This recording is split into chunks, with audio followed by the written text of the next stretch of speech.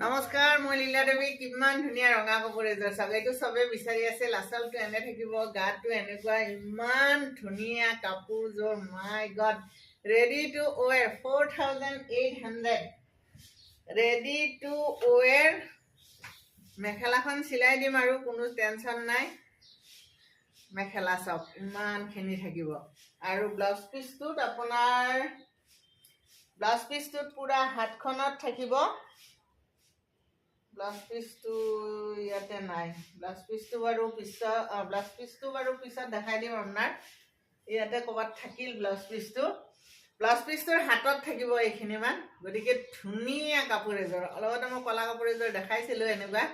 এই কাপোৰযোৰ যদি লাগে 3613559091 হোৱাটছআপ কৰিব। চব কেনে ধুনীয়া কাপোৰ, একদম গুলি, মানে চুপাৰ গুলি কাপোৰ এযোৰ।